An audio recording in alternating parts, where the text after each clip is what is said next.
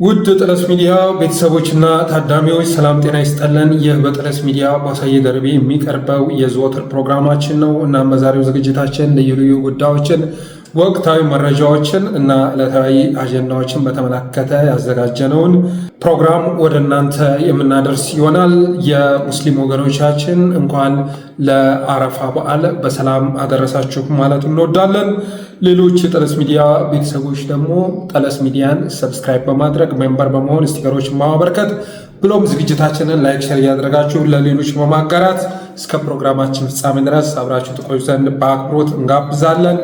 የጠለስ ሚዲያ ሜምበር የሆናችሁ ሰብስክራይብ ያደረጋችሁ ወገኖችን እያመሰገን ሌሎች ወገኖችም ዝግጅታችንን ማየት ከመጀመራችሁ በፊት ምንም የሚያስወጣችሁ ወጪ የለምና ሰብስክራይብ አድርጉ ማለት እንወዳለን። ጠለስ ሚዲያ ለመጠባበቂያ ብለን ሁለተኛ ቻናል አዘጋጅተናል። እሱንም ኮሜንት ቦክስ ላይ እናስቀምጣለን። ስለዚህ ሁለቱንም ቻናሎቻችንን ሰብስክራይብ አድርጉ በማለት በቀጥታ ወደ ዕለቱ መርሃ ግብር እናልፋለን።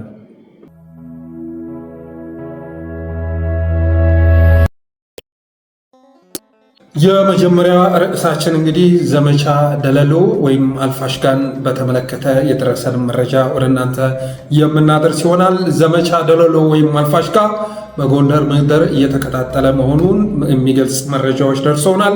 በነገራችን ላይ የአልፋሽጋን ጉዳይ የአልፋሽጋን ሚስጥር በጠለስ ሚዲያ ካቀረብን ጊዜ አንስቶ በርካታ ዛቻ እያስተናገን እንገኛለን። ማይነካ ኬዝ ነው የነካችሁት የሚል ዛቻ እየተላከ ይገኛል። በሌላ መልኩ ደግሞ የጎንደር ሕዝብ ከመጠን በላይ እንዳስቆጣ የደረሰ መረጃ ያመለክታል። ጎንደር ተቆጥቷል። ከዓመታት በፊት ከህወሓት ጋር የተደረገው ጦርነት ዋነኛ ዓላማ የህዝብን ትኩረት በመስለብ እና አጋጣሚዎችን በመጠቀም የጄኔራል አልቡርሃን ጦር አልፋሽጋን ተቆጣጥሮ ከዛ በኋላ ለዩናይትድ አረብ ኤምሬትስ እንዲያስረክብ ታስቦ መሆኑን የተረዳው የጎንደር ህዝብ እና አለኝ የሚለው ታሪካዊ ርስቱ በ50 ቢሊዮን ዶላር ተሽጦ ቅንጡ ቤተመንግስት፣ ልዩ ልዩ ሪዞርት እየተገነባበት መሆኑን የተገነዘበው የጎንደር ህዝብ እንደገና ቁጣው ተቀስቅሷል የሚል መረጃ ደርሶናል። በነገራችን ላይ ጎንደር ላይ በርካታ ጎንደርን አማራ አሳልፈው ለመስጠት የሚሞክሩ የሚጥሩ ባንዳዎች እንዳሉ ሁሉ ደግሞ በከፍተኛ ሁኔታ አርበኛ ያለበት ምድር የጎንደር ምድር ነው። በትናንትናው ዕለት እንግዲህ የወጣውን መረጃ እንዳያችሁት ነው። ከፍተኛ ድል ተጎናጽፏል አፋብኃ በጎንደር። ይኸው መረጃ የአማራ ፋኖ ብሔራዊ ኃይል አፋብኃ ጎንደር ቀጠና የዳግማዊ ቴዎድሮስ 5ኛ ኮር ጥቁር አንበሳ ክፍለ ጦር፣ ጎንደር የበጋሻው ክፍለ ጦር፣ ዞዛምባ ንጉሱ ክፍለ ጦር፣ መብረቅ ክፍለ ጦር፣ ፋናይ ውቤ ክፍለ ጦር እንዲሁም አማራ ፋኖ ጎንደር ጠቅላይ ግዛት ውስጥ ጣይቱ ክፍለ ጦር ቃኝና መሐንዲሶች በጋራ ባደረጉት የደፈጣ ጥቃት ልዩ ስሙ አርኖ ጋርኖ ከሚባለው ቦታ ማለትም ከጎንደር ባህር ዳር መስመር ከአዲስ ዘመን ወደ ጎንደር ሲንቀሳቀስ የነበረውን የአብይ አህመድ ዙፋን ጠባቂ ሰራዊት በብዛት እየተደመሰሰ ሲሆን ኮሎኔል ወልድዬ መንገሻ የተባለ ጉምቱ የመከላከያ መኮንንና ሌሎች አድማ ብተና አመራሮችን ጨምሮ መደምሰስ የተቻለ ሲሆን በዚህም አውደ ውጊያ 3 አገዛዙ ሲጠቀምባቸው የነበሩ ፓትሮሎች መቃጠላቸውን የደረሰ መረጃ ያመለክታል። ይህም ብቻ ሳይሆን ከ200 በላይ ያገዛዙ ታጣቂ የህይወት ዋጋ መክፈሉን የደረሰ መረጃ ያመለክታል። ትናንትና ጎንደር የአይምባን ድል ደግመውታል። አፋብኃ በጎንደር የሚገርም ስኬት አስመዝግቧል። ቃሊም ላይ ታይቶ የነበረውን አይምባ ላይ የተፈጸመውን ጀብዱ በትናንትናው ዕለት በጎንደር ምድር አፋብኃ እንደፈጸመው በተንቀሳቃሽ ቪዲዮም ወጥቶ ብዙዎች ሲመለከቱ ነበር። በሌላ መልኩ ግን የሰው ኃይልን በተመለከተ አብይ አህመድ ያዘመተው ሰራዊት ምን ያህል ዋጋ እንደከፈለ የሚገልጽ የፎቶ መረጃዎች ተልከው ነበር። ግን ግራፊክ በመሆናቸው የተነሳ በሶሻል ሚዲያ ማቅረብ አልተቻለም፣ ምናልባት ቴሌግራም ላይ ካልሆነ በስተቀር። ስለዚህ ትናንትና ድል የተመዘገበበት ቀን ሆኖ ተመዝግቧል። በሌላ መልኩ ዘመቻ ደለሎ ወይም አልፋሽጋን በጎንደር ምድር ለማወጅ በዝግጅት ላይ መሆናቸውን የደረሰ መረጃ ያመለክታል። በዚህ ዘመቻ ላይ ደግሞ ፋኖ ብቻ ሳይሆን የጎንደር አማራ እንዳጠቃላይ የሚዘምትበት መሆኑን ሰምተናል። እንግዲህ ትናንትና አይታችኋል። ቋሪት የክርስቲያን ታደለ አገር በሆነችው በቋሪት ህዝባዊ አዋጅ ታውጆ የክተት አዋጅ ታውጆ ህዝቡ በአጠቃላይ ነቅሎ የወጣበት ሁኔታ መከሰቱን በምስልም ጭምር ተደግፎ ወጥቷል። በተመሳሳይ መልኩ በጎንደር ምድር ዘመቻ ደለሎ ወይም አልፋሽጋ በቅርብ እንደሚታወጅ ምንጮቻችን ጠቁመዋል። የአልፋሽጋ ደለሎ ጉዳይ ጎንደር ላይ እንደ አዲስ መቀጣጠሉን የተረዳው አገዛዝም ጉዳዩን ለማብረድ የተለያዩ ነገሮች እያደረገ ይገኛል። ለምሳሌ ኢትዮጵያን ኢንሳይደር ላይ ዛሬ የወጣ ዘገባ አለ። እሱም በተመለከተ የደረሰኝን መረጃ ላቅርብላችሁ። ወንድም ያሳየ ከነምላው ቤተሰብ ሰላም ይብዛ ገስግስ ጃናሞራ ነው እናደረሰኝ እና አብይ ሴራቸውንና ወንጀላቸውን ስናጋልጥባቸው በትናንትናው ዕለት የውጭ ጉዳይ ሚኒስተሩና የአብይን ልዩ ልዩ ወንጀል የፍትህ ሚኒስተር ከነበረበት ጊዜ ጀምሮ ህጋዊ የሴራ ሽፋን እየሰጠ ሲያስፈጽም የነበረው ጌዲዮን ጢሞቴዎስ ተሯሩጦ በፓርላማ ኢትዮጵያ ከጎረቤቶቿ ጋር የሚያዋስኗት ድንበሮች በህግ ሳይከለሉ የቆዩ መሆናቸው ችግር መፍጠራቸውን ገልጾ አሁን ግን መንግስት ለዚህ ትኩረት ሰጥቶ ማስረጃዎችን፣ ታሪካዊ ሁነቶችንና የህዝብ አሰፋፈሮችን መሰረት አድርገን ሁሉንም ድንበሮች ለማካለል ቁርጠኛ ነን የሚል ማብራሪያ ሰጥቷል። አብይ አህመድ የሚጠላውን የአማራ መሬት ሽጦ በገንዘቡ የራሱን ቅንጡ ቤተ መንግስት ለማነጽ የፈጸመው ወራዳ ተግባርና የሀገር ክደት የሚያመጣበትን ከባድ ጣጣ ስላወቀ ጥልቅ ጥናት አካሂደን መረጃ ሰብስበን ኮሚቴ አዋቅረን የኢትዮጵያን ድንበሮች በህጋዊ መልክ እናካለላለን በሚል ድራማ ከአሁን ቀደም በወያኔ ለጊዜው ይረሱት ተብሎ ለሱዳኖች እና አባይ ፀሐዬ በግደታ የሰጡትን እና እነ ደመቀ መኮንንም በለውጡ ማግስት መሬቱ የኛ መሆኑን በኋላ ስሰማ ደንግጭ ያለው አንዱ በለውጡ የምንታገልበት አጀንዳ ይህንን መሬት ማስመለስ ነው እንዳላለና ሌሎቹም በአደኖች ይህንን እንዳላስተጋቡ አሁንም በአብይ እጅግ ከፍተኛው የአልፋሽጋ ደለሎ መሬት በክህደት ተቸብችቦ ለብዙ ዘመን የጎንደር ገበሬዎችና አልሚ ኢንቨስተሮች ግብር ሲከፍሉበት የኖሩትን የአገር ሉዓላዊ መሬት በህጋዊ ማካለል ስም የሰራውን የሽያጭ ስምምነት ህጋዊ መልክ ለማስያዝ በሌላ በኩል አሁን ሚስጥሩን ስላፈነዳ ነው ተጨማሪ የጎንደርና የሌላም ህዝብ ተቃውሞ ይቀሰቀስብኛል በሚል ስጋት ፓርላማ ጌዲዮንን ልኮ ልናካልለው ድንበራችንን እያለ መወሽከት ጀምሯል ይላል ገስግስ ጃናሞራ።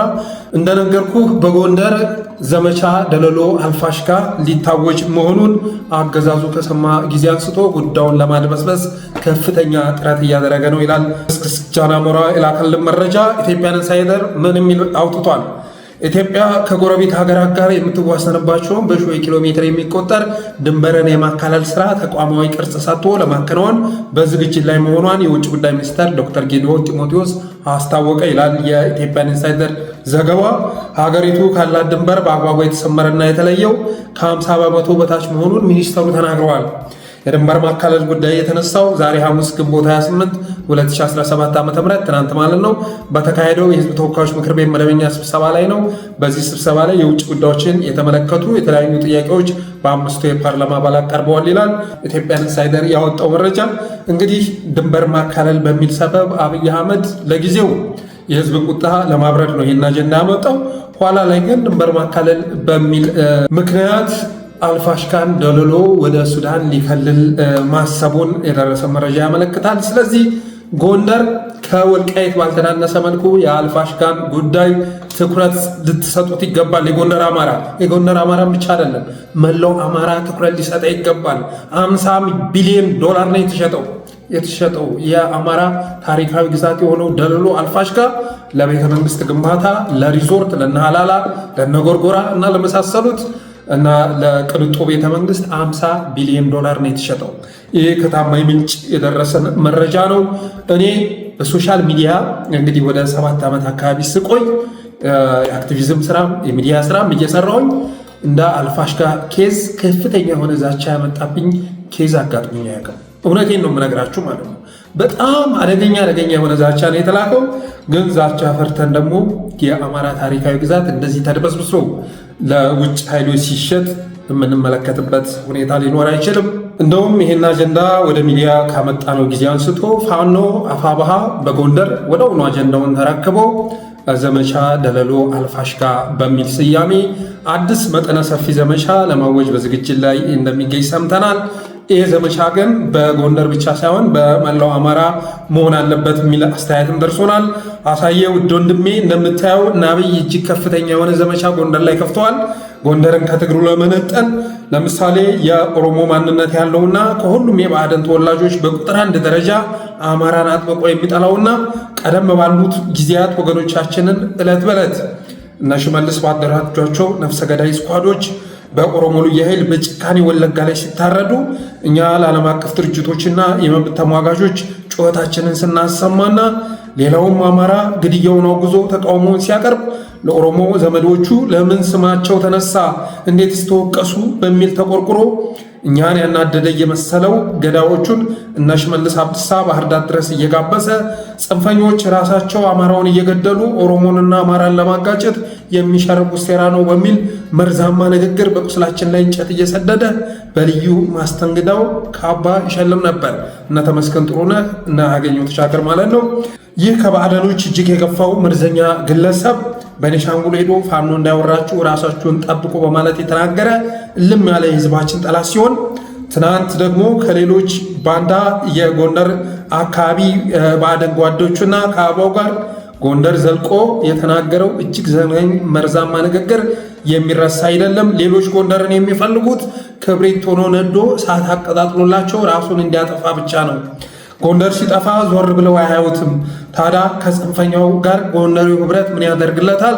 ጎንደር በአጋጣሚ እጁ የገባውንም የራሱን በረከት ሊያሳጡትም ነው ወዘተ እያለ ጎንደርን ከአማራና ከትግሉ ነጥሎ የነፃነት ዘመቻውን ለማዳከም እንዲሁ የተለመደውን አሰልቺ ወልቃይት ጉዳይ በአፍሮ በማንሳት ወልቃይት በአጋጣሚ እጅ ገብቷል፣ ከጽንፈኛው ጋር ካበርክ ግን ታጠዋለህ የሚል ማስፈራሪያና ቀፋፊ ሴራውን በአደባባይ ሲጎነጎን የሰማነው ሲሆን የኮሪደር ልማቱንና ሌላም በክልሉ ብልጽግና ለጎንደር አድርጓል ያለውን በመግለጽ የአብይን የዝናሽን የሽመልስ አብዲሳንና የጎንደር የኮሪደር ልማት አስተባባሪ ተደርጋ በአብይ የተሾመችውን የአዳነች አቤቤን ፎቶ ይዘው አደባባይ በመውጣት ልማቱንም አማራውን ሲያሳርዱ የነበሩትንም በአደባባይ በመውጣት እንዲያመሰግኑ ታላቅ ሰልፍ አዘጋጅቶ እንደነበር ታስታውሳለህ።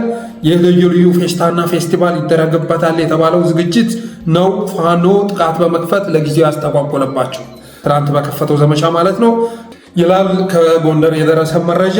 እና የደረሰንን መረጃ ጠቅለል ሳደርገው አሁን ላይ የአልፋሽጋ ጉዳይ የደለሎ ጉዳይ መረጃው ከወጣ ጊዜ አንስቶ በጎንደር ህዝብ ላይ በጣም ከፍተኛ የሆነ ቁጣ ተፈጥሯል። ዛሬ ነገ ይመለሳል እያለ የሚጠብቀው ርስቱ በ50 ቢሊዮን ዶላር መሸጡ ሲሰማ መላው የጎንደር ህዝብ ከጫፍ እስከ ጫፍ በቁጣ ተንቀሳቅሷል። የአማራ ፋኖ ህዝባዊ ኃይል በጎንደርም ይህንን ህዝባዊ ቁጣ በአግባቡ መጠቀም ያስፈልጋል በማለት ዘመቻ ደለሎ አልፋሽጋ ማወጁን ሰምተናል። ሶሻል ሚዲያም ላይ ኢሹ ማድረግ ያስፈልጋል። ቅድም በመግቢያ እንዳልኩት እኔ በሶሻል ሚዲያም ይሁን በጠለስ ሚዲያ እስካሁን ድረስ ካስተላለፍኳቸው አጀንዳዎች ሁሉ ከፍተኛ ወደ ዛቻ ያመጣ የአልፋሽጋ የደለሎ ጉዳይ ነው።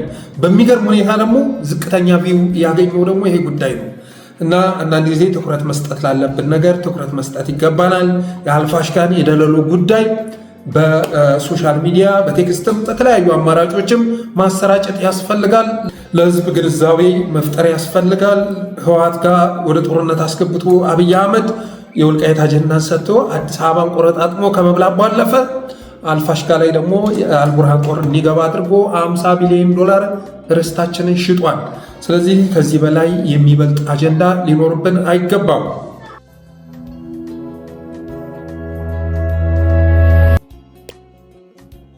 ወደ ሁለተኛው መረጃ ሲሸጋገር አፋሕድ በሸዋ በትናንትናው ዕለት አንድ መግለጫ ሰጥቷል። የአፋሕድ ሸዋ ጠቅላይ ግዛት እዝ ምክትል ህዝብ ግንኙነት ኃላፊ ሆነው ፋኖ ስንታየሁ ደመቀ በወቅታዊ ጉዳዮች ላይ ትናንትና አንድ መግለጫ ሰጥቷል። በጣም አስገራሚ መግለጫ ነው የሰጠው። በአጠቃላይ የተሰጠው መግለጫ በጣም አሳዛኝ ነው። አፋሕድ በምን አይነት መስመር እንደተሰማራ የሚገልጽ ነው። ፋኖ ስንታየሁ ደመቀ የአማራ ፋኖ ህዝባዊ ድርጅት የሚባለው የሸዋ ጠቅላይ ግዛት እዝ ምክትል ህዝብ ግንኙነት ኃላፊ ማለት ነው የድሮን ስጋት እንደሌለበት በሚገልጽ መልኩ የተዋበ አዲስ ቀለም የተቀባ የብሎኬት ቢሮ ውስጥ ቁጭ ብሎ እኔ እንደዛ አይነት ቢሮ ባዕዶኖችም ያላቸው አይመስለኝም። የብሎኬት ቢሮ ነው። ያው በፎቶው እንደምታዩት በብሎኬት የተሰራ በአግባቡ ቀለም የተቀባ ቢሮ ውስጥ ቁጭ ብሎ ከድሮን ጥቃት ስጋት ነፃ ሆኖ የተናገረው ነገር አስገርሞኛል። እንደ ደብረ ብርሃኑ ከንቲባ የሚያብረቀርቅ የፊት ገጽታ፣ የተመቸው ሰውነት ያለው ፋኖ ስንታየሁ ደመቀ የአፋሕድ ፕሮፓጋንዳ ከጎጃም ወደ ወሎ መሸጋገሩን የሚያሳይ ነገር ነው በትናንቱ መግለጫው ላይ ያንጸባረቀው። ምሬ ወዳጆን አበበ ፈንታውን ሲቀጠቅጣቸው ነበረ፣ ሲያነውራቸው ነበረ። ከዚህ በላይ የሚገርመው ግን የሸዋ መሬት የአማራ መሆኑ ቀርቶ ከአፋሕድ ውጭ ከነ እስክንድር ነጋ ውጭ የትኛውም ኃይል ሸዋ ለመግባት የእነሱን ፍቃድ መጠየቅ እንዳለበት በመግለጫቸው አሳስበዋል። ወደ ሸዋ ምድር የሚደረግ እንቅስቃሴ ከአፋሕድ ፍቃድ ውጭ ምንም አይነት እንቅስቃሴ ማድረግ አይቻልም ብለዋል። እና ሊትራሊ እኔ የተረዳሁን ነገር ምንድን ነው? እነ እስክንድር ነጋ የፊንፊኔ ጠባቂ ሆነዋል። የሸዋ ምድር የፊንፊኔ ግንብ ለማድረግ ቆርጠው መነሳታቸውን ተረድቻለሁ። እንግዲህ ሸዋ ለእነሱ ማን ነው የሰጠው? ለመከተው ማን ነው የሰጠው? ማን ነው የሰጠው? ሸዋ እኮ የዘመነ ካሴም ነው። ሸዋ የምሬ ወዳጆ ነው። ሸዋ የሀብቴ ወልዴ ነው። ሸዋ የነባየ ቀናው ነው። የነ ሳሙኤል ባለድል ነው። ማን ነው ሸዋን ለመከታው ብቻ አሳልፎ የሰጠው? ማን ነው ለእስክንድር አሳልፎ የሰጠው? እና የአማራ ትግል ዞሮ ዞሮ መቋጫው ሸዋ ላይ ነው ብለን እናምናለን አሉ። ግን የትኛውም እንቅስቃሴ እኛ ሳናውቅ ሸዋ ምድር ላይ የትኛውም ኃይል መንቀሳቀስ አይችልም ብለው ተናግረዋል። ሸዋ ምድር ላይ መንቀሳቀስ የሚችለው አንድ ኃይል ብቻ ነው ብለዋል። አፋብኃን ለማጥፋት ቆርጠው መነሳታቸውን በግልጽ አመላክተዋል። በነገራችን ላይ የድምፅ ቅጅ ተልኮልኛል። አማን የተባለው የአፋሕድ አመራር የአፋብኃ ሰዎች ላይ እንዴት እንደሚዘትባቸው በስልክ እባክህ ይለዋል። ያኛው ይለማመጠዋል። እባክህ እኔ 2 ጊዜ በጥይት የቆሰልኩት እግሬና እጄ የተወራደሰው በጥይት ለአማራ ሕልውና በማሰብ ነው። ከአማራ የሚበልጥብኝ አጀንዳ የለም። ስለዚህ እናንተ ጋር መታኮስ አልፈልግም። በፍጹም አፋሕድ ናችሁ እንትና ናችሁ በሚል ምክንያት አማራ ላይ መተኮስ አልፈልግም። ስለዚህ ወደ እኔ የላከውን ጦር መልስልኝ በማለት ይለምነዋል። ግን በዚህኛው በኩል ደግሞ የሚሰጠው መልስ በእብሪትና በትምክት የተሞላ በጠባጫሪነት የተሞላ ነው። በጣም ያሳፍራል፣ በጣም ያሳፍራል። እና ሸዋ ላይ አፋብኃን መጥፋት አለበት፣ ሌላም ኃይል መምጣት የለበትም ነው የእነ እስክንድር አቋም። ከዚህ በፊት በጠለስ ሚዲያ በተደጋጋሚ እንደተናገርኩት የኢትዮጵያን ስታምፑ ይሄ ውህድ ማንነት አለኝ ድብልቅ ነኝ የሚለው ኃይል እና ጸረ አማራ የሆነው ኃይል የአማራ ብሔርተኝነትን የሚጠየፈው ስብስብ ዶላሩን ኢንቨስት አድርጎ ሸዋን ተቆጣጥሮታል። የአማራ ብሔርተኝነት ሸዋ ላይ በጣም ተጠቅቷል ማለት ይቻላል። ከሁሉም በባሰ መልኩ ከጎንደርም ከጎጃምም ከሁሉም በባሰ መልኩ ሸዋ ላይ የአማራ ብሔርተኝነት ከባድ ጥቃት ተፈጽሞበታል። ብሔርተኝነቱ ብቻ አይደለም፣ አማራነት አሁን እየተዘመተበት ነው። ትናንት አሰግድ ላይ ዘምተዋል፣ ጋሼ ተስፋዬ ላይ ዘምተዋል፣ ነናውሰናይን አስበልተዋል፣ ብዙ ጉዳት አድርሰዋል። በነገራችን ላይ ሀቀኛ የሚባሉት ብሔርተኛ የሚባሉት ልጆች ሸዋ ላይ ተበልተዋል፣ አብዛኞቹ ተበልተዋል። ትናንትናም የተወሰኑ ወንድሞች ከእጃቸው ላይ ቢገቡ ልክ የጀኔራል ሹማ አብዴታን ወታደር የማረኩ ይመስል የጦር መሪ የማረኩ ይመስል ነበረ። ጠመንጃ ደግነው ሲያስለፈልጓቸው የነበሩ ሪከርድ ሲያደርጓቸው የነበረው ይህ ጉዳይ በጣም ያሳፍራል። ጎንደርን ተመልከቱ እስኪ፣ እነመከታው ጎንደርን ተመልከት፣ እስክንድር ጎንደርን ተመልከት እስኪ፣ ትናንት እንኳ የተፈጸመውን ጀብዱ ተመልከት። ወደ ከተማ ገብተህ ከተንቀሳቀስክ ስንት ጊዜ ሆነ? ከተማ ካዩ እኮ ቆይተዋል። ሞላሌ አካባቢ በቃ የተወሰነ አካባቢ ላይ ተወስነው ብልጽግና ጋር ተኩስ ካቆሙ ከዓመት በላይ ሆናቸው። አንዳንድ ጊዜ ወደ ሰማይ ጠሽ አድርገው ይመለሳሉ። ከዛ ውጭ ግን ውጊያው ከማን ጋር ነው? ትናንትና ካሰግድ ጋር ነው። ዛሬ ከአፋብኃ ጋር ነው ውጊያ እያደረጉ ያሉት እና በግልጽ በትናንቱ መግለጫ ያስተላለፉ መልእክት ምንድን ነው? ሸዋን ረግጣችሁ ወደ ፊንፊኔ ማምራት አትችሉም። ወደ አዲስ አበባ አይደለም ወደ ፊንፊኔ እንዳሉ ነው ለእኔ ግልጽ ይሆነልኝ። ብሔርተኛው ኃይል አፋብኃ የሚባለው ኃይል የትኛውም ኃይል ሸዋ ምድር መግባት አይችልም የሚል መልእክት ነው በስንታየሁ ደመቀ በኩል ያስተላለፉት። እንደዚህ አይነት በብሬት በትምክህት የተሞላ መልእክት ያስተላለፉት ደግሞ አቅም ስላላቸው እንዳይመስላችሁ፣ ግዙፍ የሆነ ጦር ስለገነቡ እንዳይመስላችሁ፣ በሹማ አብደታ ስለተማመኑ ነው። አብይ አህመድ ጋር አብረው እየሰሩ ስለሆነ ነው። ኦልሬዲ ነገ የነ ጸዳሉን የነ በለጠን የነ አማንን ፈለግ የሚከተሉ ስለሆነ ዛሬ ተፈራርመው ተነጋግረው የአዳነች አቤቤን ኮሪደር የአብይ አህመድን ሪዞርት ሲጎበኙ ባይታዩም ኦልሬዲ ተስማምተዋል። ስለዚህ ይሄ እብሪት የመነጨው አገዛዙ ጋር አብረው እየሰሩ ከመሆናቸው ጋር ተያይዞ ነው። እኔውስ ግን አፋብኃ ይህን ጉዳይ በትኩረት ማየት ያለበት ኢሹ ነው። በትኩረት ሊያዩ ይገባል።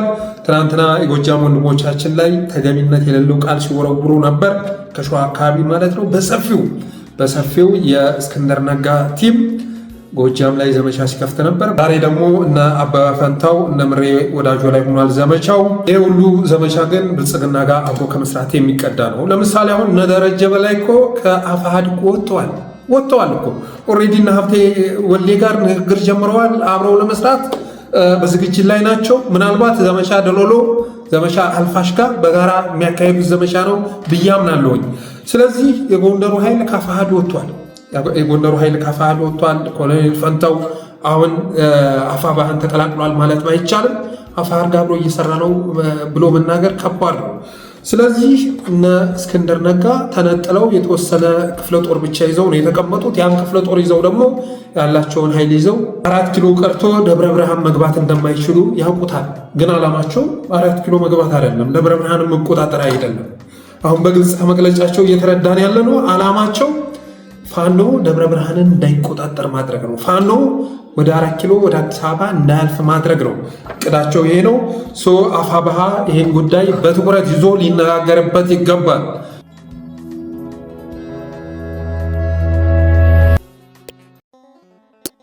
ቀጣዩ ርዕሳችን ደግሞ የጠቅላይ ሚኒስትሩን ክፍል 2 ኢንተርቪው ይመለከታል። በትናንትናው ዕለት ያደረገውን ቃለ መጠይቅ ማለት ነው። በጣም አስገራሚ የሆነ ነገር ተናግሯል።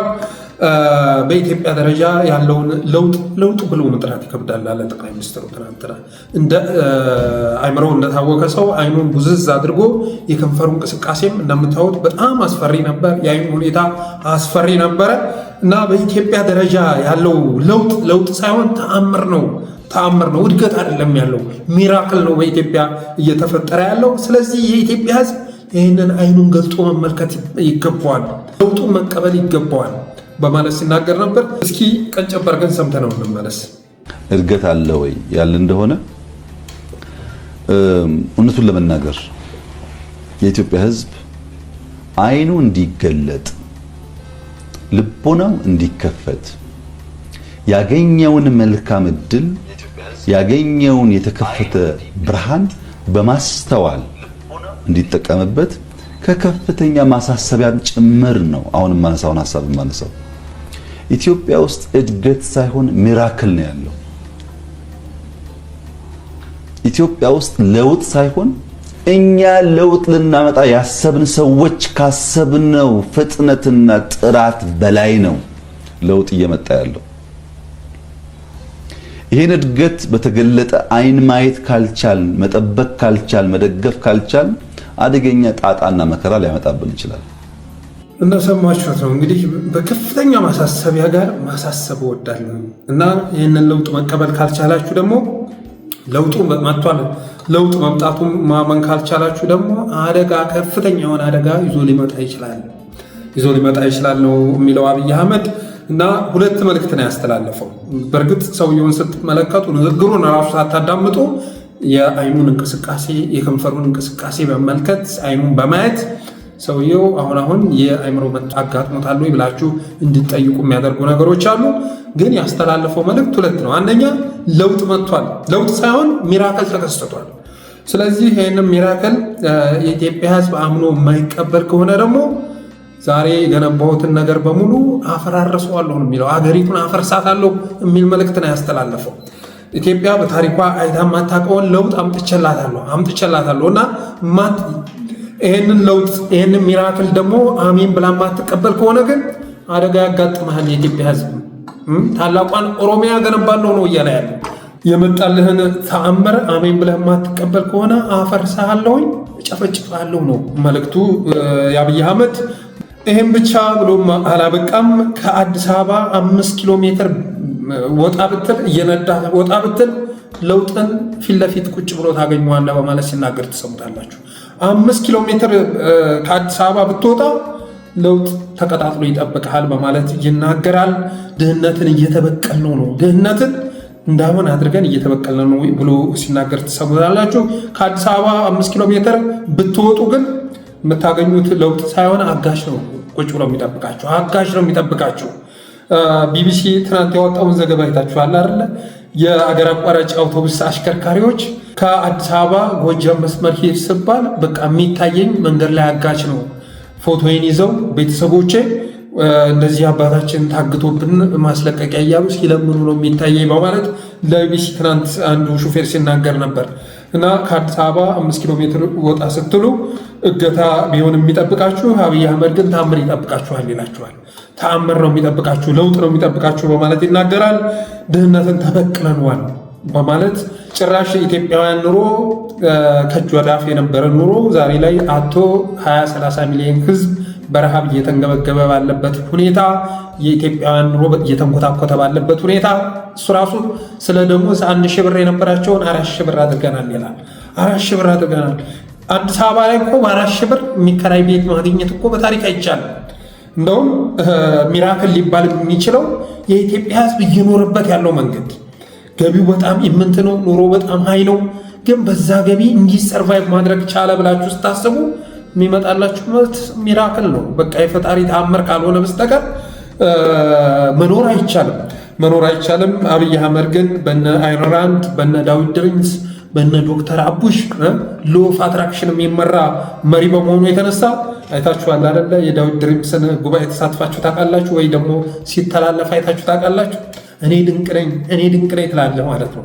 ሁሉም ኑሮ የጨለመበት እብቅ ተብሎ ሊገለጽ የሚችል ሁሉ ተሰባስቦ እኔ ድንቅ ነኝ፣ አንተ ድንቅ ነህ፣ እኛ ድንቅ ነን እየተባባሉ ሲወዳደሱ ትሰማላችሁ። ይሄ ምንድነው ብላችሁ ጠይቁ።